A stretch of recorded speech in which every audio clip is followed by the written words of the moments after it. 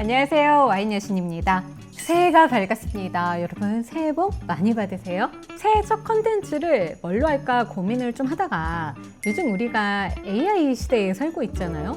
그래서 AI한테 올해 어떤 와인을 구매하면 좋을지 추천을 좀 받아보면 어떨까 하는 생각이 들었어요. 근데 살지 말지는 우리가 리스트를 좀 보고 정해보도록 하는 걸로 하고, 일단 저는 뭐라고 질문할 거냐면 2026년에 어떤 와인을 사면 가격이 많이 오를까?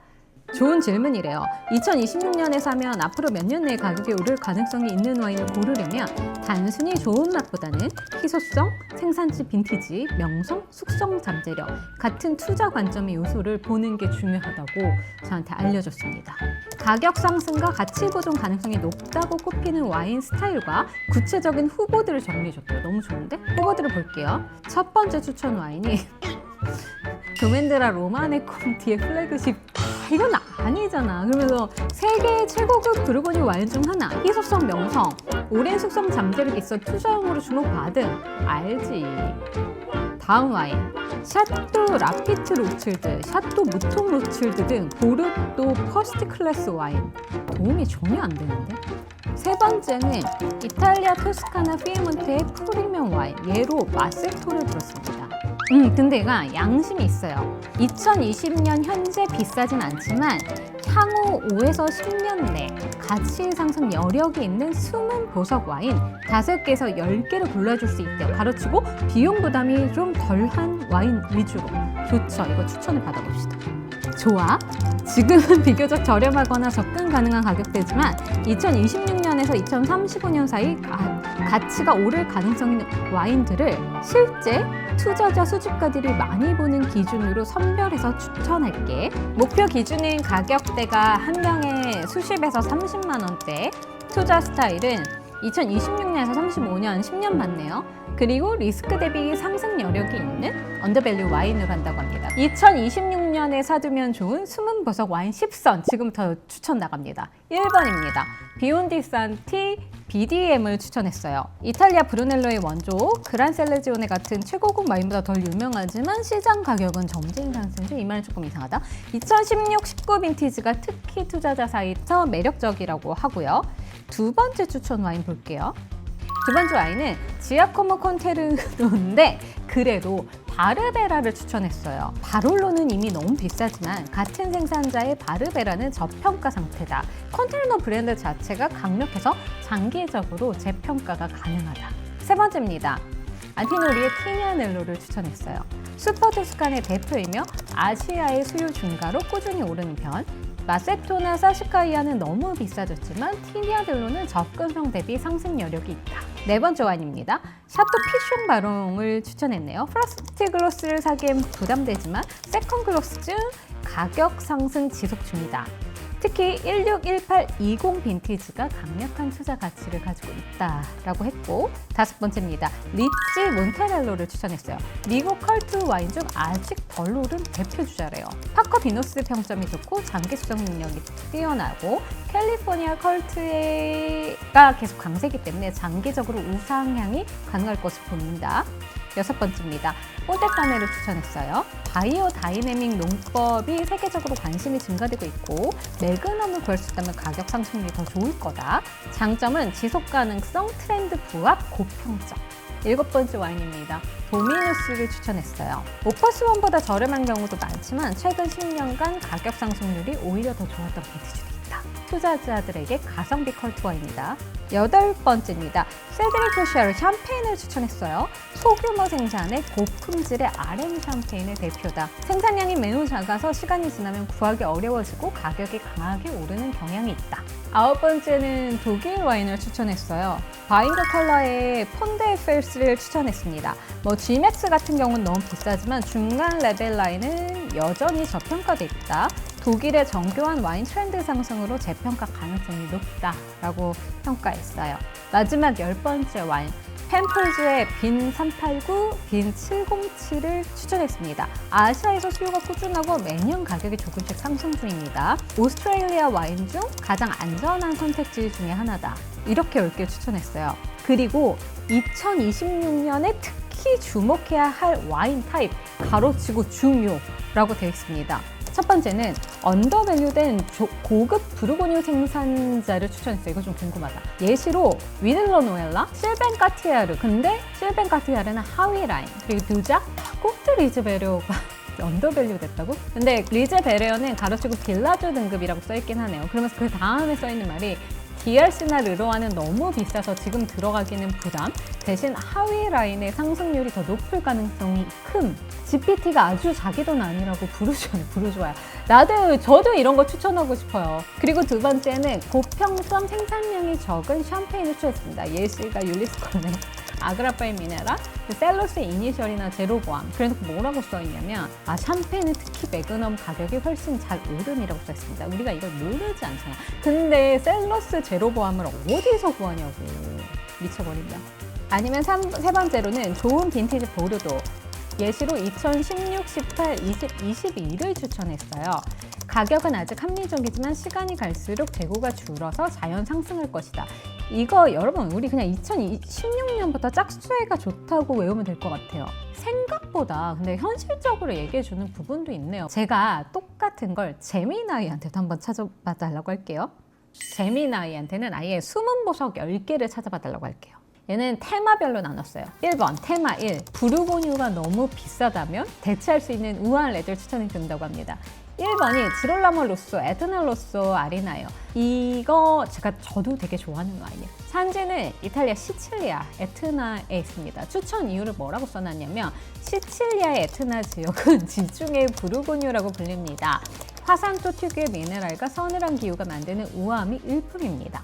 피노누아를 좋아하신다면 2026년엔 이 와인의 가치를 더 크게 느껴지실 겁니다.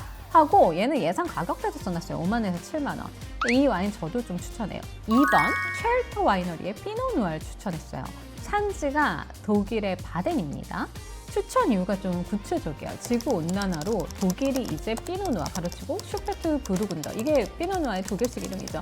신흥 강자가 됐대요. 그래서 프랑스 부르고뉴 와인 가격이 천정부지로 솟을 때 독일 피노는 놀라운 가성비의 품질을 보여준다. 선비하고 깨끗한 맛이 특징입니다. 얘가 조금 더 좀 트렌디한 느낌이 있다. 그러니까 가격은 4만원에서 6만원대라고 하는데 저도 이건 안 마셔본 와인이라서 조금 추천을 하기는 그런 것 같고, 세 번째 코만도 G의 라 브루아 데 로자스라는 와인을 추천했습니다. 스페인의 시에라 데 그레도스 지역의 와인이고 스페인의 피노누아라고 불리는 가르나차 품종으로 만든 와인이다. 묵직한 스페인 와인에 대한 편견을 깨는 맑고 투명하며 산미가 아름다운 와인입니다. 이미 마니아들 사이에서 입소문이 났기에 더 비싸지기 전에 구매해야 할 1순위입니다. 예상 가격이 4에서 5만 원대래요. 저 이 와인은 마셔봤는데 사실 이 와인은 저는 강력하게 추천하지는 않아요. 근데 가격이 얘네가 제일 프레스티지 기브가 지금 100만 원이 넘어가고 있는 상황이니까 좀 굉장히 최근 가격 반영을 좀 잘한 느낌이에요. 테마 두 번째, 샴페인 말고 이거! 그래서 고품질의 스파클링과 화이트를 추천한다.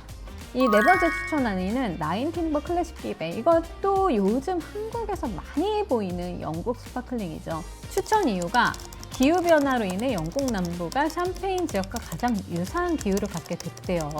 블라인드 테이스팅에서 샴페인을 이기기도 하는 잉글리시 스파클링의 선두주자다. 2020년 파티 테이블에서 가장 힙한 선택이 될 것이다. 예상 가격대가 8에서 10만 원대로 나와 있습니다. 다섯 번째 와인은 알헤이트 빈야드의 카톨로즈라는 와인입니다. 전 진짜 처음 보는 와인이라 봤더니 산지가 남아공이에요. 이 이유는 슈냉블랑 품종으로 만드는 이 화이트 와인은 남아공의 위상을 바꾼 걸작이래요. 뉴월드의 몽란쉬를 꿈꾸는 퀄리티로 묵혀서 마셨을 때 꿀과 견과류의 복합미가 폭발한다. 예상 가격대가 79만 원대. 저 얘 사볼래요. 너무 궁금하다. 설명을 얘네가 와, 이 셀링 포인트를 되게 잘 잡네. 이게 와인샵 하시는 분들은 GPT한테 셀링 포인트 잡아달라 그러면 엄청 잘 잡아주겠는데요? 뉴월드의 몽라시? 6번은 저도 좀 많이 보는 와인이네요. 도메디 팔리칸의 아르부아. 산지는 프랑스의 쥐라입니다. 이유는 쥐라는 소믈리에들 사이에서 가장 사랑받는 산지래요. 부르고니의 전설적인 생산자 마르키다 앙제르빌이 쥐라의 가능성을 보고 만든 와이너리로 힙하면서도 클래식한 품질을 동시에 잡고 싶다면 최고의 선택입니다. 예상 가격대가 7에서 10만 원대로 나와 있어요. 세 번째 테마는 시간이 흐를수록 빛나는 가치, 즉 숙성 잠재력으로 추천을 해주겠다고 해요. 일곱 번째 추천 와인은 라울 페레즈의 울트레아라는 와인입니다. 산지는 스페인의 비에르조고 추천 이유는 멘시아라는 토착 품종으로 만든 이 와인은 천재 와인 메이커 라울 페레즈의 작품이래요. 낮은 가격에도 불구하고 놀라운 복합미와 장기 숙성력을 보여줘서 애호가들 사이에서 박스떼기, 가로치고 박스째 구매 필수템으로 꼽힙니다. 예상 가격대가 3에서 4만 원대, 가로치고 극강의 가성비. 그러니까 얘가 진짜 재미나이 셀링 포인트를 너무 잘 잡는다. 이거 보면 우리 다 사고 싶지 않아요?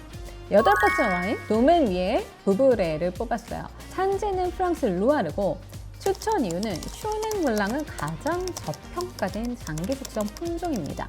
도멘 위에는 10년, 20년 뒤에 마셨을 때 황홀한 맛을 냅니다.